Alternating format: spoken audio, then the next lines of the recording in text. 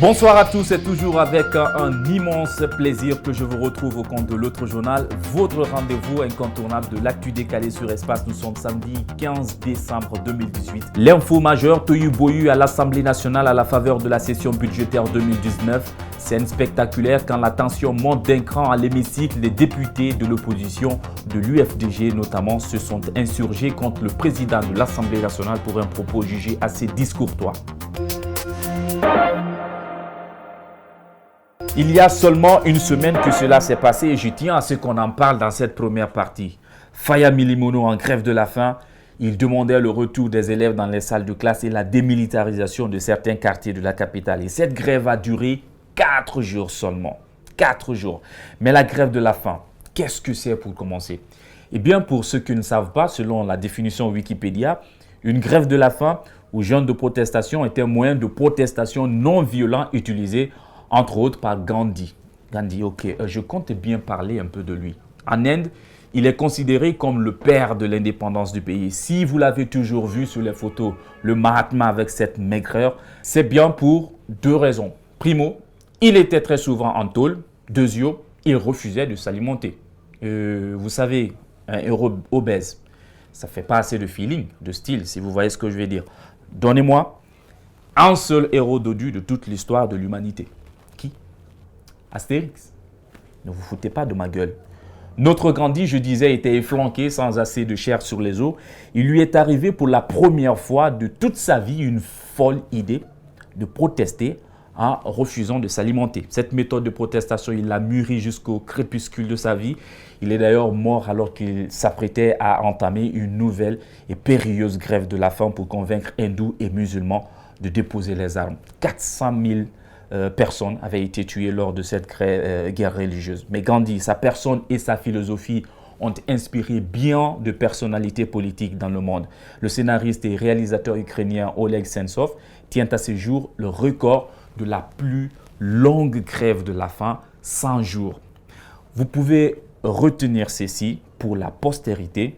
Dr Faya Milimono en Guinée est le premier à avoir observé une grève de la faim. Souvenez-vous, c'était il y a 4 ans.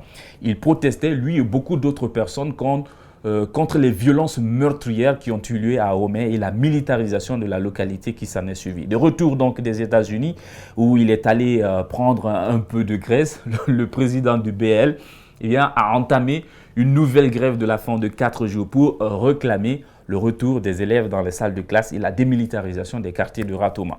Une grève à double intérêt. Pour lui, le dégraissage de son corps et l'économie des dollars qu'il apporte. Et bon, d'accord, je raccorde du n'importe quoi. Sur l'esplanade du stade du 28 septembre, où il avait commencé à observer la grève de la faim, il a été chassé. Le président du BL a finalement étalé ses quartiers au siège du parti. Des militants et des acteurs de la société civile ont bien voulu accompagner l'initiative. Mais comment demander dans ce contexte de crise à observer un genre protestataire? Certains ont pu le supporter et d'autres aussi, oui, mais à leur risque et péril.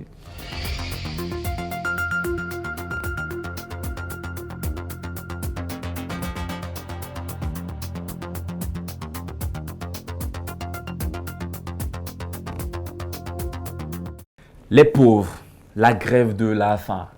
Il y en a eu aux 4 coins du monde. Je me suis toujours posé la question de savoir, ça fait mal à qui quand on observe une grève de la faim? Gandhi, comment il a fait pour mûrir cette méthode? Si j'étais né, j'aurais dit ceci. Mais ce mec est un timbré. Tu refuses de t'alimenter? Il bouffe ton plat, le gros, encore et encore. Oh non, non, non, non. Pas lui. Gandhi a cogité, je parie, même pour réfléchir la question. Il n'a pas mangé pendant 24 heures pour arriver à la conclusion. Ah tiens, je vais continuer à jeûner. Si ça n'arrête pas, j'en mourrai. Et ils auront tous ma mort sur leur conscience. Autre ça, il n'y a pas d'autre pression. Mais sa méthode a fait bouger les lignes. La preuve que ça n'était pas anodin en fin de compte. Et puisque les crises ou conflits résolus grâce à une grève de la faim, si on tente d'établir une statistique, à cette échelle, le taux de réussite serait là.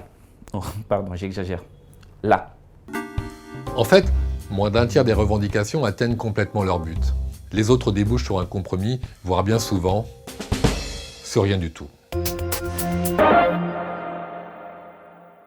Ça nous manquait ce genre de pétard à l'Assemblée nationale, des députés de l'UFDG exaspérés par un propos jugé irrévérencieux tenu par le président Cory-Claude Kondiano. Oh non, j'ai dit Cory-Claude Kondiano, pas le gnome, d'accord? On est bien d'accord. C'était un raffut à l'hémicycle, suivez.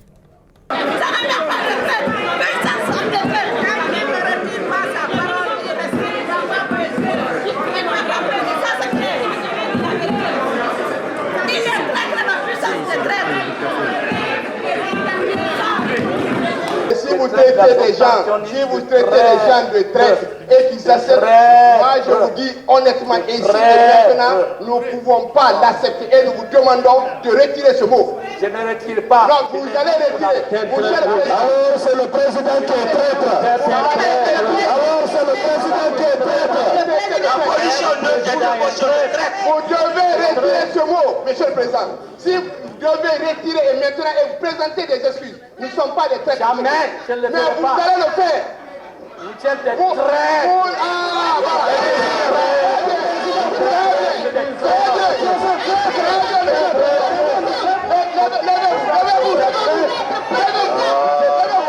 On est fatigué.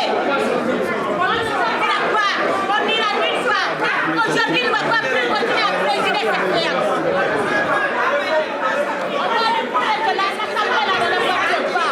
C'est parce que les explications là, le président. Bon, d'accord, il faut qu'on se calme. Hein. On va voter pour l'intégration de ce mot dans le vocable du Parlement. Et quels sont ceux qui sont pour? Levez les mains. Quels sont ceux qui sont contre? Pendant une demi-heure ou presque, la tension est restée frétillante face à l'obstination du président Cory de retirer le mot traître. Les députés opposants ont décidé de sécher la session qui d'ailleurs a été suspendue le temps de calmer les ardeurs. C'est pendant ce moment de répit que Fode Oussou Fofana a épluché tous les sens du mot traître. Ce qu'il a dit n'est pas digne d'un président de l'Assemblée nationale. Un président de l'Assemblée nationale ne peut pas se comporter comme ça.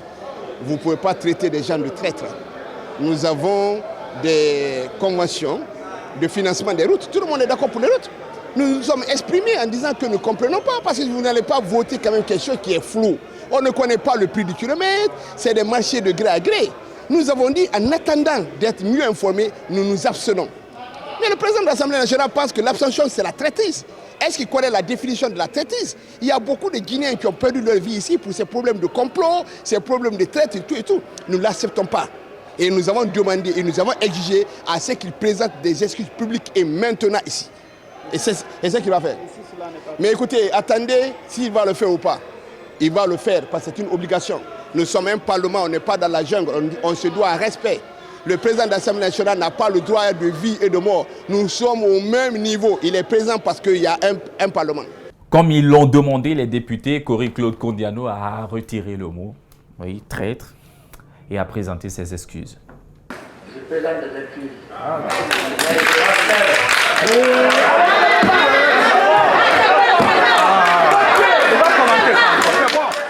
Ça n'était pas aussi difficile finalement. Alpha Condé à l'université Gamal Abdel Nasser de Conakry à l'occasion de la Semaine africaine des sciences, de la technique et de la technologie. Pourquoi il n'y a pas autant de vocation pour les sciences et l'innovation? Le président de la République semble connaître les raisons. La première faiblesse que nous avons, c'est la non-maîtrise de l'anglais par la plupart de nos étudiants. On connaît qui ne comprend pas anglais. Hein. Je n'ai pas envie de mentionner quelqu'un ici. C'est quoi le deuxième problème, Monsieur le Président? Notre deuxième faiblesse, c'est le niveau de nos enseignants. D'où l'importance de développer le VSAT. Il faut qu'on se parle franchement. En 2011, j'ai fait faire un concours avec 750 enseignants de l'école primaire. Une dictée de CE2, CE2, pas CM1, CM2, CE2. Nous avons mis 20 fautes.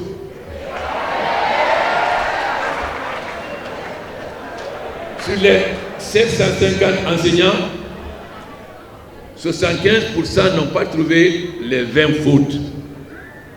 Et sur les 75%, 25% ont ajouté des fautes.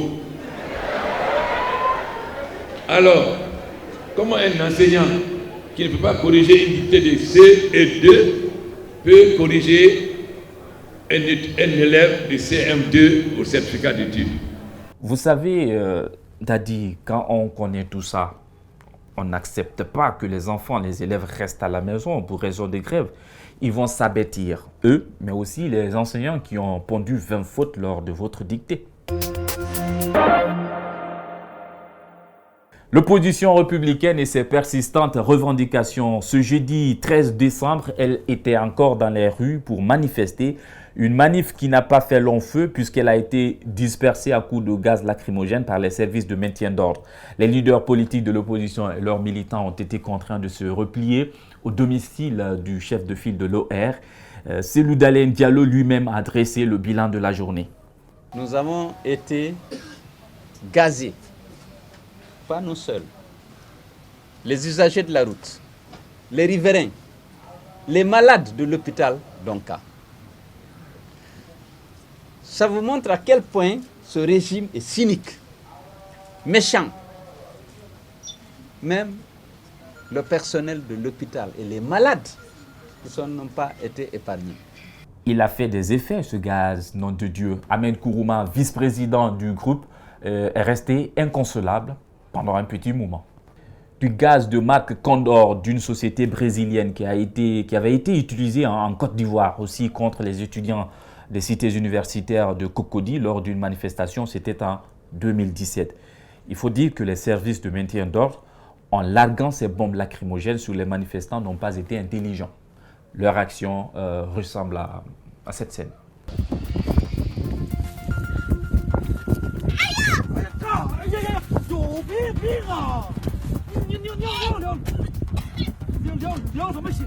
Oui, ils pourraient tomber dans leur propre piège puisque eux non plus n'étaient pas protégés. Nous allons marquer une pause pour revenir juste après pour la deuxième partie. À tout de suite.